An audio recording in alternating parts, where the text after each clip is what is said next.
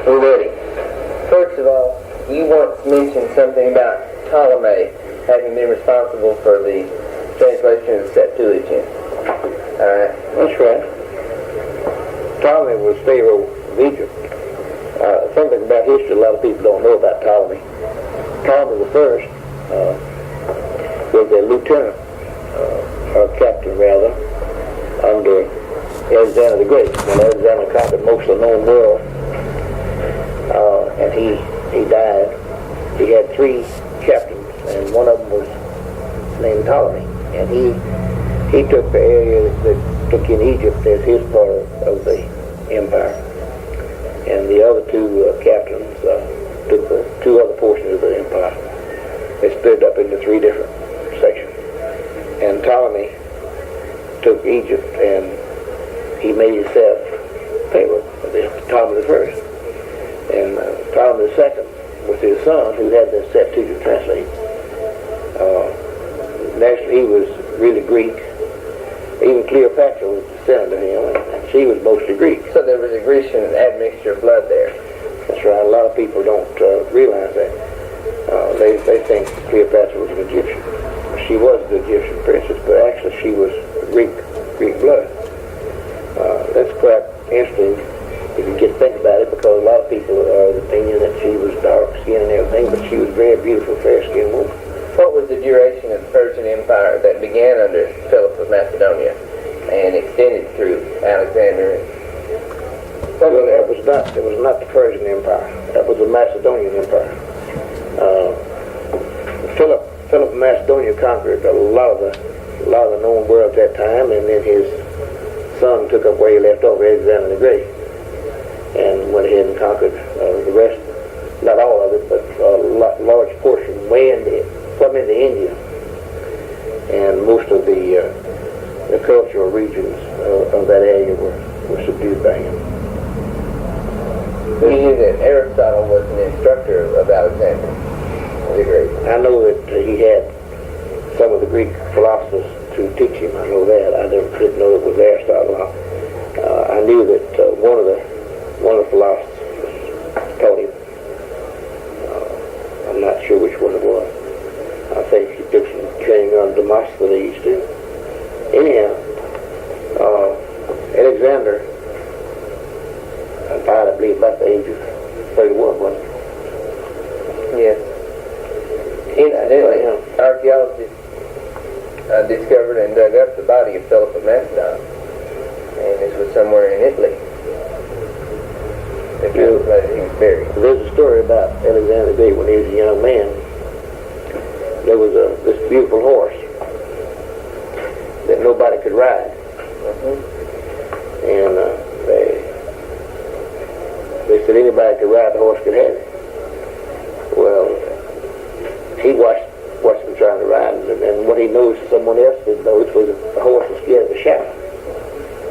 So he blindfolded the horse and got on the horse and he rode the horse. What are some of the things that you know about Roman history and the Roman Empire? What was significant about Julius Caesar, some of the other Caesars? What were some of the things that you remember about that period of history? Well, Julius Caesar conquered Britain, you know. And he was he was a genius in the military field, Julius Caesar was. And he helped conquer a great portion of what became the Roman Empire. And of course he was killed by one of his best friends. Brutus kept killing him. A2 Bruto? Yeah, that was A2 Brute.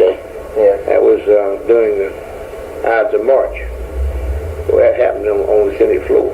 Vide, vice. I came, I saw, I conquered is what the statement that he made in Britain. Do you remember when he came there? That was. Yeah, that's Latin. Vide, vice. Of course, now I think they use it, they pronounce it with a V, but back in those days they didn't. That's right. They pronounced the V with a W. Vide, vice. And of course that's an oddity to us, you know. But they didn't have a V sound in the Latin language. Moving forward somewhat into history, what, more than any other factor, would you attribute the downfall of the Roman Empire to? Was it immorality? Was it paganism? Was it the invading Vandals and Huns? Or what was it? Oh, I'd say more than anything else, immorality. Really, they overindulged. They squandered the empire, the resource of the empire. Nero was one of the worst, and they just lived for revelry, and they didn't care what happened to other people as long as they had their satisfaction. And that's really immorality. It had more to do with the downfall of the Roman Empire than anything else. Who were the Moors, moving forward into history quite a way? Oh, the Moors were actually they were people in northern Morocco, North Africa. Near Hippo, where St. Augustine was bishop, in that same general region? No, I don't think so. The Moors came from. Keep talking. There's several tribes of. Well, they actually were desert tribes that came from North Africa there and came over and invaded southern Spain. And of course, those people were dark, almost black people. They were very dark. They were Arabic. Mostly, I think they really were Berbers. But most of the Moors were most descendants of the Berbers. And they came and set up a kingdom there in southern Spain. They conquered most of southern Spain, and they set up a kingdom there. And it became a very flourishing kingdom, and it added a lot to history and the things that. Maybe we're going on at that time.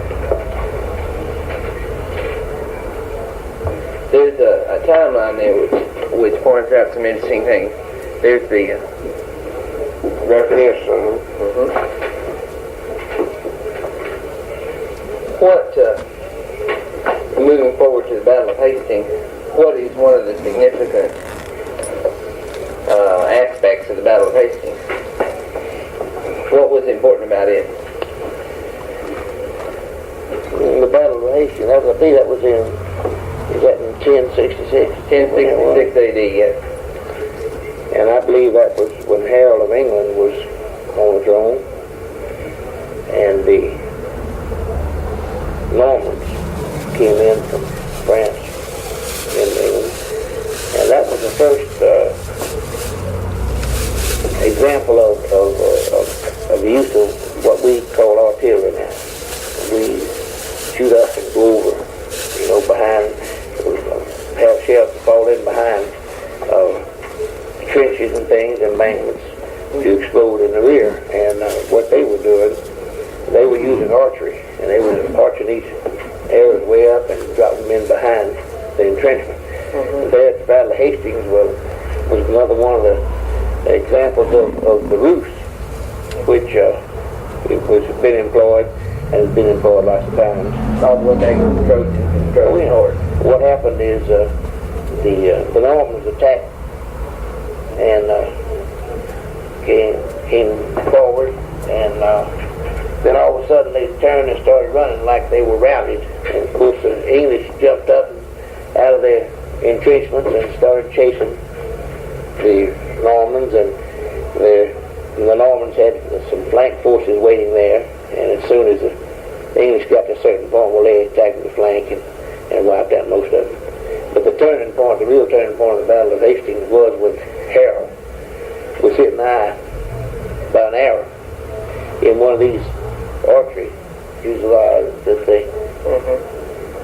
they were using it like archery, where they were dropping the arrows in from a great height.